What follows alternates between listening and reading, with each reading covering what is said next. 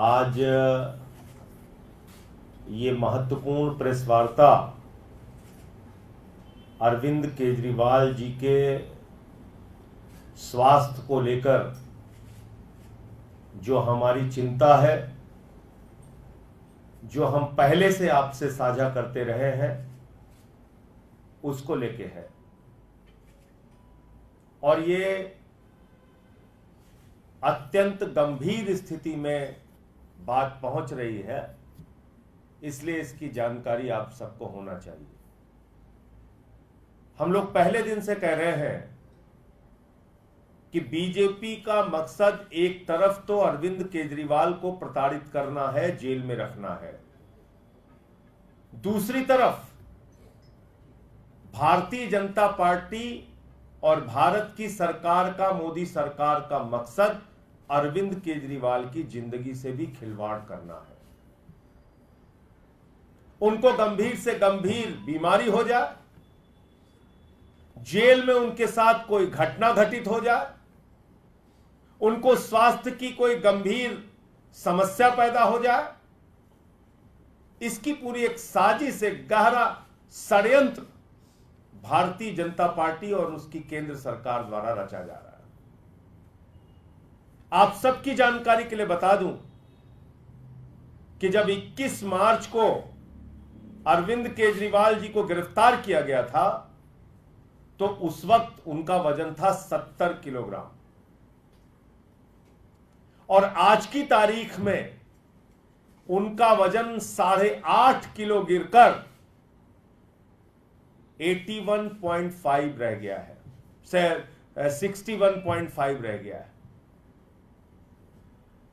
70 kilo से घटकर 61.5 kilo उनका वजन रह गया है।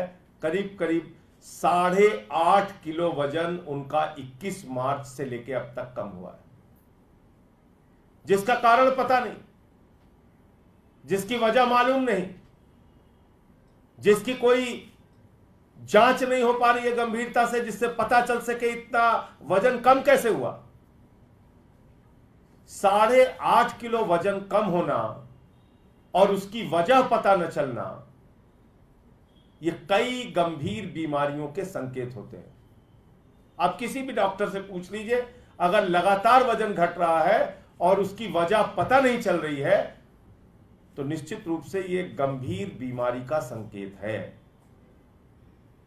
तो ये हम सब के लिए, अरविंद केजरीवाल जी के लिए, उनके परिवार के लिए, उनके चाहने वालों के लिए, दिल्ली के हों, देश के हों, उन सब के लिए गंभीर चिंता का विषय है, नंबर 1।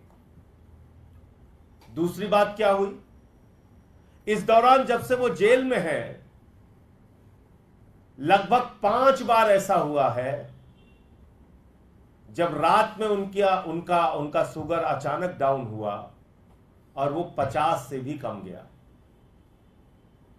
50 से भी कम गया शुगर लेवल। और आप जानते हैं कि शुगर बढ़ना तो एक बार आप कंट्रोल कर सकते हैं, अगर शुगर आपका लगातार गिर रहा है और अचानक ऐसे गिर रहा है, सोते समय गिर रहा है, तो कोई भी व्यक्ति कोमा में जा सकता है। यह स्थिति अभी हम लोगों ने देखा था, जब आतिशी का शुगर लेवल 41 पहुंच गया तो डॉक्टरों ने कहा कि ये कोमा में जा सकती है, इनको एडमिट कराइए तुरंत। 50 से नीचे 5 बार दिल्ली के मुख्यमंत्री अरविंद केजरीवाल जी का शुगर लेवल गया, 5 बार। कौन रहता है रात में हॉस्पिटल, जेल के सेल के बाहर? कौन सा डॉक्टर बैठा रहता है? कौन सा डॉक्टर रात की ड्यूटी करता है जेल के अंदर? मैं खुद रहा हूं 6 महीने। आप घंटी बजाते रहिए, बहुत मुश्किल से आपको रात में अगर कोई समस्या हो गई तो ओपीडी ले जाया जाता है। तो ये सब क्यों किया जा रहा है और किस वक्त में किया जा रहा है? आपको याद होगा, जैसे ही ईडी कोर्ट ने जमानत दी थी, हाई कोर्ट में पहुंचकर बगैर ऑर्डर की कॉपी के ईडी ने स्टे ले लिया, जो भारतीय न्यायपालिका के इतिहास में पहली और एकमात्र घटना है। कानून को, नियम को प्रक्रियाओं को ताक पे रख के स्टे ले लिया गया अरविंद केजरीवाल जी के रिहाई के ऊपर। किसके द्वारा? प्रधानमंत्री नरेंद्र मोदी जी के अधीन आने वाली एजेंसी ईडी के द्वारा। और जब हम लोगों ने कहा कि सुप्रीम कोर्ट से राहत मिल जाएगी और पक्का मिल जाएगी, ऐसा पूरी संभावना लग रही थी, ऐसी पूरी उम्मीद थी, क्योंकि जो सुनवाई के दौरान हम लोगों ने देखा था अदालत का रुख, उससे साफ लग रहा था कि अरविंद केजरीवाल जी को राहत मिलेगी। उससे ठीक पहले सीबीआई का झूठा, मनगढ़ंत, बेबुनियाद केस अरविंद केजरीवाल के खिलाफ बनाया गया। क्यों बनाया गया? उनकी जिंदगी के साथ खिलवाड़ करने के लिए। क्यों बनाया गया? उनके स्वास्थ्य के साथ खिलवाड़ करने के लिए। तो प्रताड़ना, जेल में डालना तो एक विषय है, लेकिन केजरीवाल अपने स्वास्थ्य से टूट जाए, उनको गंभीर बीमारी हो जाए, उनके साथ जेल के अंदर कोई अनहोनी हो जाए, कोई घटना दुर्घटना हो जाए, ये एक बड़ा साजिश और षड्यंत्र का मकसद है भारतीय जनता पार्टी और देश के प्रधानमंत्री का। इसलिए माननीय न्यायालय को भी इन बातों का संज्ञान लेना चाहिए। और जो एक छोटा मामला अब सीबीआई का बचा है, आप जानते हैं ईडी जब जमानत देती है तो पीएमएलए की शर्त कहती है कि अदालत को यह लगना चाहिए कि व्यक्ति निर्दोष है, तभी उसको जमानत मिल सकती है।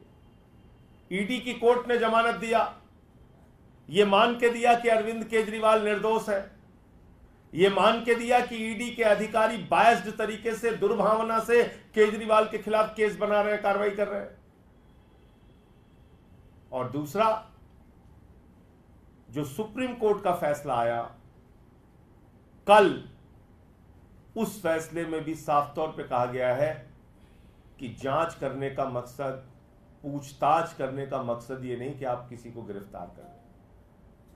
और बहुत सारे गंभीर सवाल ईडी के ऊपर उठाए गए। लार्जर बेंच से फैसला आएगा और मुझे पूरी उम्मीद है कि जिस तरह से पीएमएलए का और ईडी का दुरुपयोग सिर्फ और सिर्फ राजनीतिक विरोधियों को गिरफ्तार करने और प्रताड़ित करने के लिए किया जा रहा है, उस पर माननीय सर्वोच्च न्यायालय की जो बड़ी बेंच है, जो गठित होनी है, वो निश्चित रूप से रोक लगाएगी और कोई एक फैसला देगी। लेकिन जो केजरीवाल के स्वास्थ्य की हालत है, आपके माध्यम से देश को पता होना चाहिए कि अगर उनको जल्द ही बाहर निकालकर समुचित इलाज नहीं किया गया तो उनके साथ कोई गंभीर घटना जेल के अंदर हो सकती है। रात बिरात अगर इसी प्रकार से 5 बार शुगर डाउन हो चुका है तो रात बिरात उनके साथ कोई घटना हो सकती है। मैं फिर दोहराना चाहूँगा कि शुगर लेवल के मामले में अगर शुगर 50 से नीचे इस प्रकार जाता है तो कई बार सोते सोते व्यक्ति कोमा में जा सकता है। तो ये बातें थी जो आपसे शेयर करना था, आपको जानकारी देना था कि 21 मार्च से अब तक 8.5 किलो वजन कम हो चुका है। 5 बार उनका रात में सोते वक्त वजन 50, शुगर लेवल 50 से नीचे जा चुका है। अब मुझे पूरी उम्मीद है कि सीबीआई मामले में भी जल्द ही राहत मिलेगी, अरविंद केजरीवाल जी बाहर आएंगे और जो कुछ भी बीजेपी के लोग या देश के प्रधानमंत्री हमारे साथ कर रहे हैं उसका जवाब हम लोग मिलकर देंगे। आज पंजाब के जालंधर वेस्ट का भी रिजल्ट आया है। लगभग 38,000 वोटों से हमारा कैंडिडेट महेंद्र भगत जी जो हैं वो वहां से चुनाव जीते हैं। आपको मालूम होगा कि पंजाब के मुख्यमंत्री ने, भगवंत मान जी ने दिन रात प्रचार करके अपने सारे मंत्रियों के साथ, विधायकों के साथ, कार्यकर्ताओं के साथ मेहनत करके ये चुनाव लड़ा। और यही आम आदमी पार्टी के साथियों की खूबसूरती है, यही हमारे संगठन की खूबसूरती है कि सब लोग मिलकर अपने लक्ष्य के लिए काम करते हैं। लोकसभा का परिणाम हमारे अपेक्षाओं के अनुरूप नहीं रहा, लेकिन विधानसभा के इस परिणाम ने, जालंधर वेस्ट के परिणाम ने यह साबित कर दिया कि राज्य सरकार के प्रति पंजाब के लोगों की पूरी आस्था है, राज्य सरकार के प्रति उनका विश्वास अटूट है। और यह परिणाम इस बात को दिखाता है। दूसरी, अगर इंडिया गठबंधन की बात करें पूरे देश में, तो इंडिया गठबंधन के लिए भी अच्छी खबरें हैं। लगभग एक तरफा इंडिया गठबंधन इस उपचुनाव में जीत रहा है पूरे देश में। तो अब कहीं ना कहीं भारतीय जनता पार्टी को यह समझ लेना चाहिए कि सिर्फ कोरे वादों और झूठे जुमलों से काम चलने वाला नहीं है। आपको कुछ करके दिखाना होगा। किसानों के लिए, नौजवानों के लिए अग्निवीर जैसी योजना को खत्म करके पुरानी सेना की भर्ती बहाल करनी होगी। वो तमाम जो सवाल हैं वो आपको करके दिखाना होगा। और दूसरी और सबसे बड़ी बात यह है, आम आदमी पार्टी के लिए और हमारे कार्यकर्ताओं के लिए एक उत्साहजनक बात यह है कि आम आदमी पार्टी को एक वरदान मिला है, ईश्वर का वरदान। जो पार्टी को धोखा देगा उसकी राजनीति खत्म हो जाएगी। मैं नाम नहीं लूंगा, शुरू से लेकर अब तक उठा के देख लीजिए आप। जो आम आदमी पार्टी को छोड़ के बीजेपी में गया उसका क्या हश्र हुआ पूरे देश के सामने। तो इसलिए जो हमारे विधायक हैं, मंत्री हैं, सांसद हैं, हमारे साथी हैं, सबके लिए एक बड़ा संदेश भी है इस पंजाब के चुनाव के परिणाम में। हमें नहीं कहते हमारे अंदर सारी अच्छाइयां हैं, होंगी कुछ कमियां। आपस में बैठिए, बातचीत कीजिए, संवाद कीजिए, एक दूसरे से कोई मतभेद है तो उसको दूर कीजिए, लेकिन इसी परिवार के अंदर रहिए। परिवार के बाहर जाएंगे कोई इज्जत मिलने वाली नहीं। आम आदमी पार्टी परिवार को छोड़ के जाएंगे तो कोई इज्जत मिलने वाली नहीं है। मैं पुराने नाम तो नहीं लूंगा, लेकिन ताजा नाम जरूर ले लूंगा। एक हमारे सांसद जी थे, बड़ी मेहनत करके कार्यकर्ताओं ने उनको जालंधर से जिताया, रिंकू जी। आया तो मुझे लगा कि बहुत अच्छा लड़का है, छोटे भाई की तरीके से हम लोगों ने उसको समझाया, ऐसे सदन में बोलना, ऐसे करना है। चला गया बीजेपी में, लोकसभा का चुनाव हार गया। फिर दूसरे ये जालंधर वेस्ट के विधायक थे शीतल जी, ये भी आम आदमी पार्टी से जीत के आए थे। कार्यकर्ताओं ने मेहनत किया, मुख्यमंत्री भगवंत मान ने प्रचार किया, संदीप पाठक जी ने संगठन का काम किया, राघव चड्ढा लगे रहे, जर्नैल सिंह लगे रहे, पूरे जो हमारी पार्टी के लोग थे लगे रहे। ये भी छोड़ के बीजेपी में चला गया। तो जालंधर वेस्ट का चुनाव इसकी वजह से हो रहा था। कितने वोट से जीते? 38,000 वोटों से आम आदमी पार्टी के प्रत्याशी महेंद्र भगत जी जीते। तो रिंकू भी हार गए, शीतल भी हार गए। तो इन दोनों व्यक्तियों से हमें क्या शिक्षा मिलती है? आपको धोखा दोगे, राजनीति खत्म हो जाएगी। जिस परिवार में हो वहीं बने रहो। थोड़ा बहुत मतभेद है, कहीं कोई बात बुरी लग रही है, घर के अंदर बात करो। परिवार में बातचीत, संवाद से सारी समस्याओं का समाधान होता है। दूसरी जगह जाओगे बहुत बुरा हाल होगा। पुराने नाम याद दिलाऊंगा तो बहुत लंबी सूची हो जाएगी। कोई तो मुख्यमंत्री बनने चला गया था भाजपा में, क्या हाल हुआ? अपनी सीट बचाना मुश्किल हो गई, हार गई थी चुनाव। तो इसलिए आम आदमी पार्टी का कार्यकर्ता बड़ी निष्ठा के साथ किसी के साथ लगता है, बहुत मेहनत के साथ लगता है। उसको कहीं से भी ठेस पहुंचाना ठीक नहीं। पार्टी मुसीबत में हो तो उस वक्त धोखा देना ठीक नहीं। पार्टी के साथ खड़े रहिए। ये जालंधर वेस्ट के परिणाम का एक और बड़ा संदेश है। धन्यवाद। आपके कोई प्रश्न हो तो आप पूछ सकते हैं। संजय जी, अगला जो पड़ाव है, चुनावी पड़ाव, वो दिल्ली है। आप ये जो मैसेज दे रहे हैं कि अपना अगर छोड़ के जाओगे तो पछताओगे, क्या ये दिल्ली के विधायकों को भी संदेश है? चूंकि छतरपुर और सबके लिए संदेश है। दिल्ली के विधायक हों, दिल्ली के मंत्री हों, पंजाब के विधायक हों, पंजाब के मंत्री हों, दिल्ली के सांसद हों, पंजाब के सांसद हों, ये सबके लिए मैसेज है। और पार्टी संगठन के पदाधिकारियों के लिए भी मैसेज है। और इस मैसेज के साथ मैं एक बात और कह रहा हूं कि हमारे परिवार में कमियां होंगी, लेकिन उसको हम मिल बैठकर बातचीत करके दूर करेंगे। मुसीबत में पार्टी छोड़ना, संकट के समय में पार्टी छोड़ना, यह ठीक बात नहीं है और इसको कोई पसंद नहीं करता। खासतौर से आम आदमी पार्टी के बारे में तो मैं दावे के साथ कह सकता हूं, जो ये पार्टी छोड़ के बीजेपी में गया वो कभी जीत नहीं पाया चुनाव हारा है वो।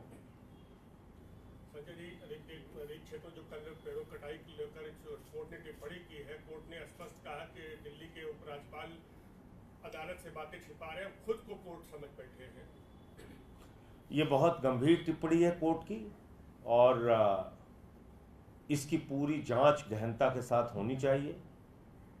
जो इसके लिए जिम्मेदार है, मामला न्यायालय में है तो निश्चित रूप से वहां से एक कड़ा फैसला उन लोगों के खिलाफ आएगा जिन्होंने ये पेड़ कटवाने का काम किया है। और अब तक जो अखबारों की खबरें आ रही हैं, जो जानकारियां मिल रही हैं और जो अदालत के सामने भी जानकारियां आ रही हैं, उसमें एलजी पूरी तरीके से इन्वॉल्व है।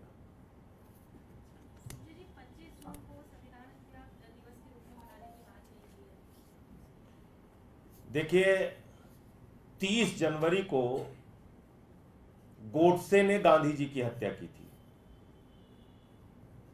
और 30 जनवरी को प्रधानमंत्री नरेंद्र मोदी ने चंडीगढ़ में संविधान की हत्या की। खुलेआम कैमरे के सामने 7 वोट रद्द करके मेयर का चुनाव जीत लिया। 30 जनवरी को भी संविधान की हत्या दिवस रूप में बनाया जाना चाहिए। अरुणाचल की पूरी कांग्रेस पार्टी की सरकार तोड़ के बीजेपी में मिला ली, उस दिन को भी संविधान की हत्या के दिवस के रूप में मनाया जाना चाहिए। उत्तराखंड की सरकार तोड़ के गिरा दी, उसको भी लोकतंत्र और संविधान की हत्या के दिवस के रूप में मनाया जाना चाहिए। मध्य प्रदेश की कांग्रेस की सरकार तोड़ के गिरा दी, खरीद फरोख्त करके गिरा दी, उसको भी संविधान की हत्या के दिवस के रूप में मनाया जाना चाहिए। कर्नाटक की सरकार तोड़फोड़ करके, खरीद फरोख्त करके गिरा दी, उसको भी संविधान की हत्या के दिवस के रूप में मनाया जाना चाहिए। महाराष्ट्र की सरकार खोखा खोखा करके 50-50 करोड़ में विधायकों को खरीद के महाराष्ट्र की सरकार गिरा दी, उसको भी संविधान की हत्या के दिवस के रूप में मनाइए। गोवा में तोड़फोड़ करके सरकार बनाई गई, उसको भी संविधान की हत्या के दिवस के रूप में मनाइए।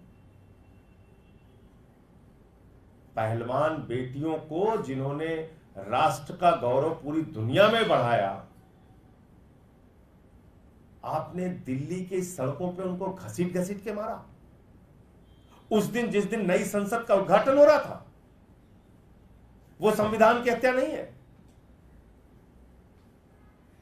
कैसे होती है संविधान की हत्या?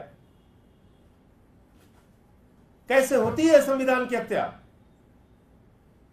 एक आदिवासी के युवक के सिर पे बीजेपी का नेता पेशाब करता है, आजादी के 77 साल के बाद भी दलित का बच्चा अगर गुजरात में एक बॉल छू लेता है, उसका अंगूठा काट लिया जाता है।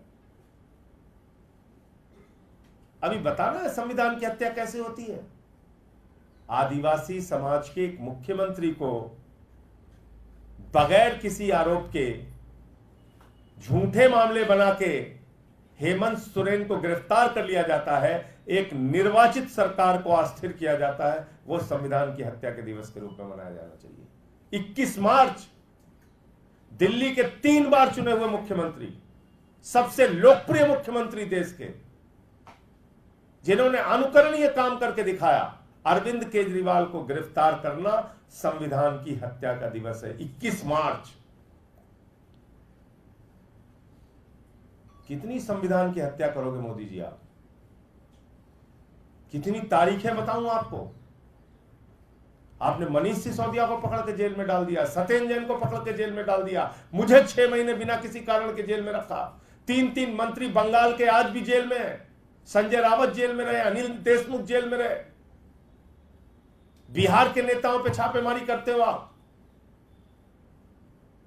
पूरे देश में विपक्ष को पकड़ पकड़ के, गला पकड़ के जेल में डाल रहे हो। अखिलेश यादव को सीबीआई का नोटिस, राहुल गांधी को सीबीआई का नोटिस, सोनिया गांधी को सीबीआई का नोटिस। कितनी हत्या कर रहे हो संविधान की आप? कितने दिवस मनाए जाए? प्रधानमंत्री नरेंद्र मोदी और उनकी पार्टी सुबह उठने से लेकर रात सोने तक हर दिन हर पल संविधान की हत्या कर रही है। और अब क्या बाकी रह गया? इससे ज्यादा प्रमाण चाहिए आपको? मनुस्मृति पढ़ाया जाएगा दिल्ली विश्वविद्यालय में। मनुस्मृति पढ़ाएंगे लोग। मनुस्मृति,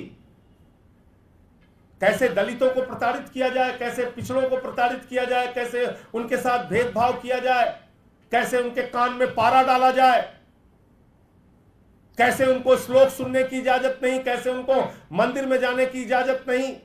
यह पढ़ाओगे आप? यह संविधान की हत्या नहीं है?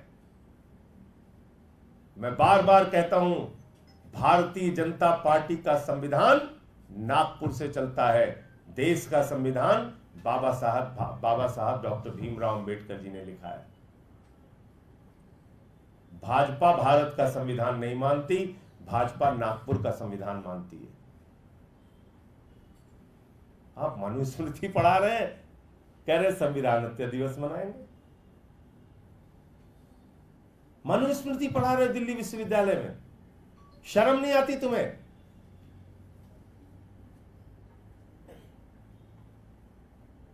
तो इसलिए हर दिन हर पल एक ही मकसद है मोदी का, संविधान की हत्या करो, आरक्षण खत्म करो, दलितों, पिछड़ों, अल्पसंख्यकों, आदिवासियों को अपने पैर के नीचे कुचलो, उनको इंसान नहीं जानवर समझो।